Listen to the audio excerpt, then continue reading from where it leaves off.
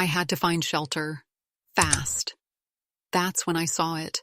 A dark opening carved into the side of a massive rock formation, half hidden behind thick, tangled branches. Rain pounded against my skin as I stumbled toward it, my legs heavy with exhaustion.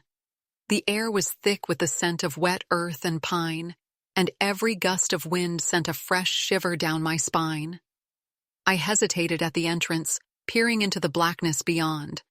The cave yawned open before me, silent and unknown, its depths stretching far beyond what my eyes could see. My breath came in quick, uneven bursts. The rational part of my mind screamed at me to stop. Anything could be inside. But the alternative was standing in the storm, exposed and vulnerable. I took a cautious step forward, the soles of my boots crunching softly against damp stone. The temperature inside was immediately colder, the damp air pressing against my skin like a warning. My fingers brushed against the rough walls as I moved deeper, each step echoing in the cavernous space. The wind outside howled louder, rattling the trees, and I felt a rush of relief knowing I was no longer at its mercy. But that relief was short-lived. As I edged further inside, a strange, musky scent filled my nose, strong, earthy, and undeniably animal. My pulse quickened. Something had been here, recently. The realization settled like a rock in my stomach, but I didn't dare move. The silence around me was too thick, too perfect, as if the cave itself was holding its breath. And then, from the darkness ahead, a low, rumbling growl cut through the air. The day had started like any other. A crisp morning, sunlight filtering through the towering trees, the sound of birds echoing in the distance. My backpack was packed with everything I thought I needed: a map, a flashlight, some food, and enough water to last me through the hike. I had planned the route carefully, confident in my ability to navigate the winding trails. But nature doesn't care about plans. As the hours passed, the dense forest seemed to stretch endlessly in every direction. The trail that had once been clear and well-marked slowly became unrecognizable. At first, I told myself it was nothing, a slight detour, a wrong turn that I could easily correct.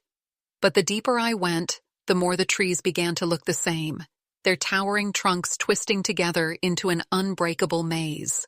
The sun, once high above me, was now slipping behind the mountains, casting long, eerie shadows across the ground. The deeper the shadows grew, the harder it was to convince myself that I wasn't lost. I reached into my pocket and pulled out my phone. No signal. Of course. I turned it off to save what little battery remained, hoping I wouldn't need it. But the unease had already set in. I walked faster, my pulse quickening with every step. I glanced back, trying to retrace my path, but the forest behind me was just as confusing as the one ahead. It felt like the trees had shifted, closing in around me, twisting the landscape into something unfamiliar. Then, the first drop of rain landed on my skin. Within minutes, the light drizzle turned into a full downpour. The wind picked up, howling through the branches, bending them until they groaned under the force of the storm. The sky, once streaked with soft oranges and purples, was now a heavy, smothering gray. My jacket clung to me, soaked through, the cold seeping into my bones. Every step became harder as the ground turned to mud, my boots slipping against the wet earth. I wasn't just lost anymore. I was stranded, alone, and at the mercy of the elements. I needed shelter, fast. My eyes darted through the trees, searching for anything, a fallen trunk, an overhanging rock, anything that could provide some escape from the relentless storm. And then, through the sheets of rain, I saw it. A dark hollow in the side of a rocky hill. A cave. It wasn't inviting, but right now, it was my only option. I rushed toward the cave, my body aching from the cold, my clothes sticking to my skin. The moment I stepped inside, the sound of the storm dulled, replaced by the eerie silence of the cavern. Water dripped from the jagged rocks above, the air thick with the scent of damp earth and something else, something musky, raw, and unfamiliar. My breath came in ragged gasps as I leaned against the stone wall, my fingers pressing into its rough surface. For the first time in hours, I felt a sliver of relief. I had shelter. I could wait out the storm. But then, something shifted in the darkness. A sound, low, deep, and unmistakably alive. A rumble that vibrated through the stone beneath my feet. My entire body froze.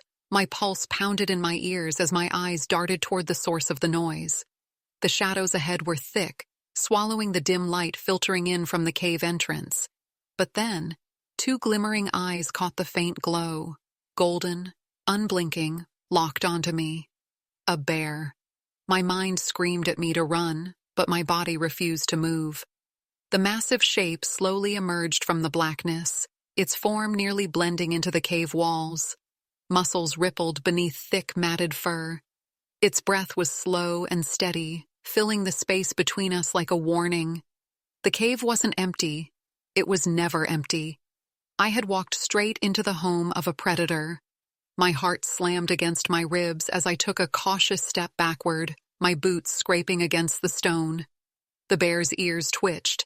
It didn't lunge, it didn't charge, it just watched, studied me. The tension between us was suffocating, stretching each second into an eternity. I swallowed hard, my throat dry. If I ran, it would chase me. If I made the wrong move, this would be the end. I had nowhere to go, no weapon, no plan. It was just me and the bear, trapped in the same space, waiting to see who would make the first move. The bear didn't move. It just stood there, its massive frame blocking the deeper part of the cave, its golden eyes locked onto mine. My breath was shallow, my hands trembling at my sides. Every instinct told me to run, but I knew better. Running would make me prey. I forced myself to stay still, to keep my movements slow.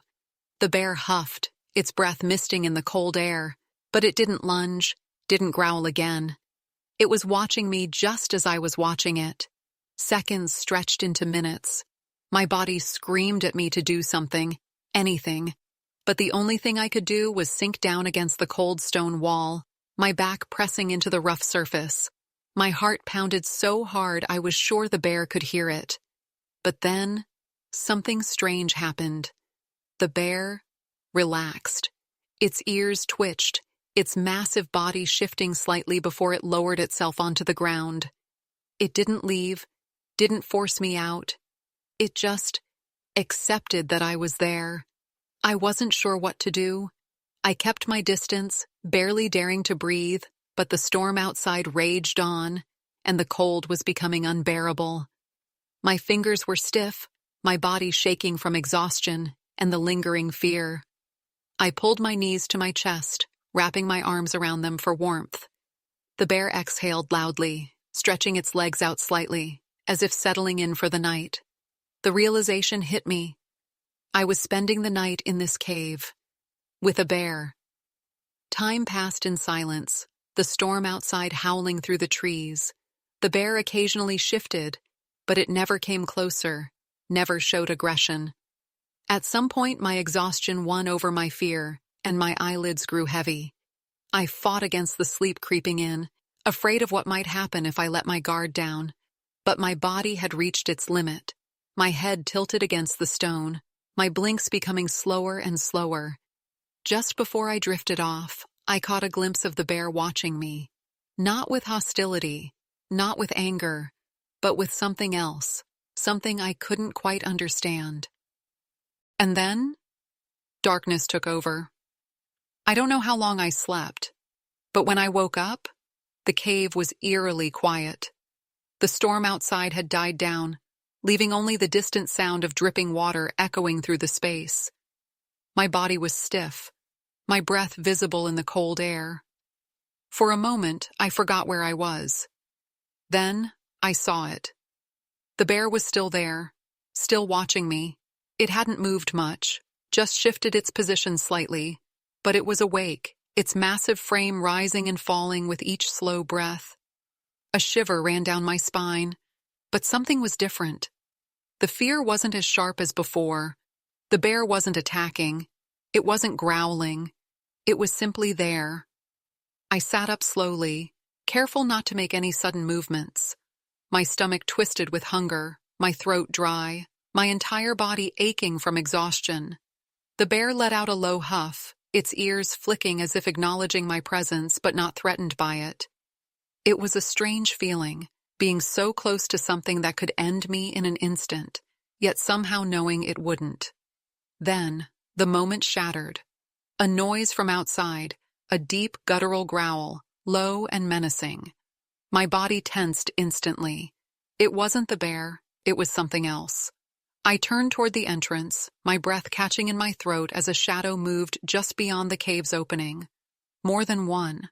Eyes gleamed in the darkness, bodies shifting through the trees. Wolves. A pack of them. My pulse spiked. I had read enough stories to know what this meant. Wolves rarely attacked humans, but a hungry pack, emboldened by numbers, could be unpredictable. My mind raced. Running wasn't an option. Fighting was impossible. My only hope was to stay inside, to hope they would lose interest. The wolves didn't move closer right away. They lingered just beyond the cave, their eyes glowing in the faint moonlight. Then, one of them stepped forward, teeth bared. A silent warning. My breath hitched. I wasn't the only one who noticed. The bear shifted beside me. It let out a sound I had never heard before. A deep, thunderous growl that vibrated through the stone, shaking me to my core. It rose to its feet, standing tall, its fur bristling. The wolves hesitated. Another growl, this one louder, more commanding. The lead wolf flinched, ears flattening. And then, just like that, the pack backed away, disappearing into the trees.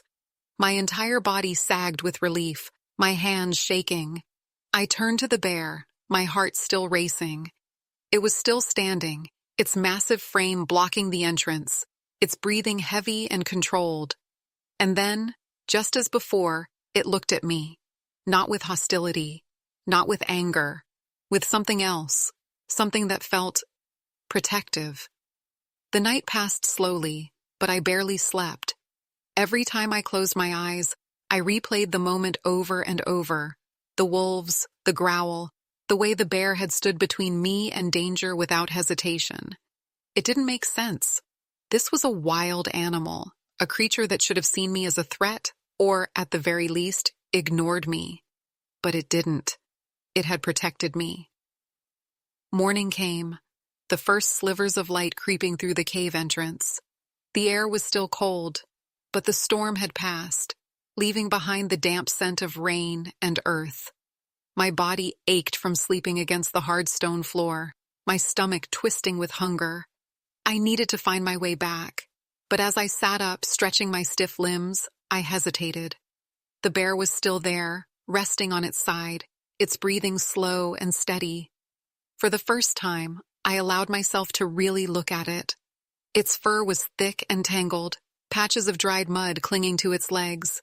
Its paws, massive, powerful, twitched slightly in sleep. It looked peaceful, almost calm.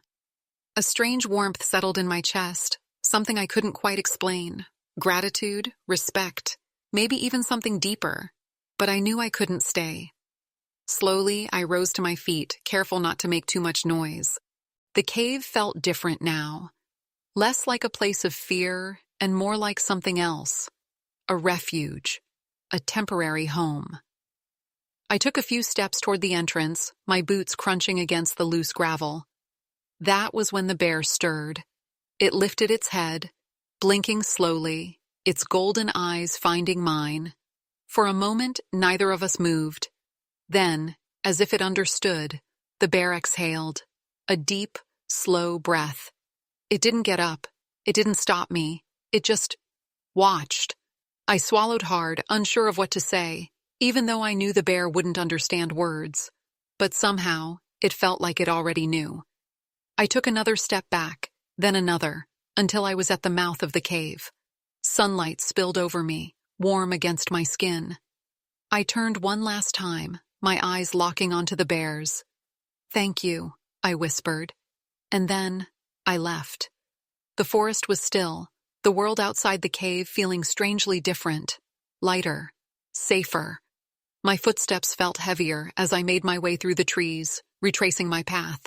It took hours, but eventually I saw something familiar, a trail marker, a sign of civilization.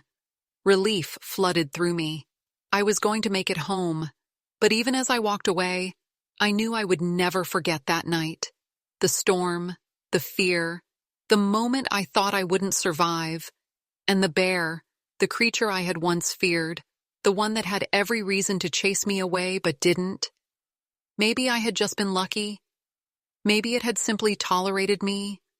Or maybe, just maybe, I had been meant to find that cave, meant to meet the guardian inside. Days passed, but my mind never left that cave. Even after I made it back to safety, back to the world of people, roads, and routines, something about that night stayed with me. It felt unreal, like a story too strange to believe. But it had happened. I had walked into the home of a bear, and instead of meeting the end I had feared, I had found something else, something I still couldn't quite explain. I tried to go back to normal, tried to sleep in my own bed, tried to drown myself in distractions. But late at night, when the world was quiet, I would close my eyes and hear that deep, steady breathing, feel the presence of something powerful yet calm beside me, a protector, a guardian. I knew I had to go back, not to stay, not to test fate, but to see, to know. So one morning, with my backpack secured and my nerves battling against my curiosity, I set out again. This time, I followed my steps carefully, tracking my own memories instead of a marked path. The forest still held its secrets, but I no longer felt lost. Every tree, every shift in the wind felt familiar, like I was walking towards something instead of running away. After hours of hiking, I saw it, the rock formation, the entrance to the cave. It looked the same, untouched by time, yet I felt different standing before it. My chest tightened as I stepped closer, my boots crunching against the damp ground. But the cave was empty. The air inside was still cold, still carrying that same damp, earthy scent. But there were no golden eyes watching from the darkness, no massive figure curled against the stone. The bear was gone. I don't know what I expected. A part of me had foolishly hoped it would still be there, waiting, as if it had understood that I would return. But nature doesn't work that way. Wild things don't stay still. They move, they survive, they live by their own rules.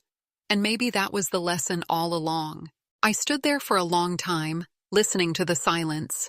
There were no growls, no warnings, no signs of danger, only a memory carved into the stone and into my mind. Before I left, I took one last look inside, whispering a quiet goodbye, not just to the bear, but to the fear, to the uncertainty, to the part of me that had walked into that cave as one person and left as someone else. Somewhere out there, in the vast, untamed wild, the bear still roamed, and though it would never know it, it had left something behind with me. A story, a bond, a moment in time that I would carry forever.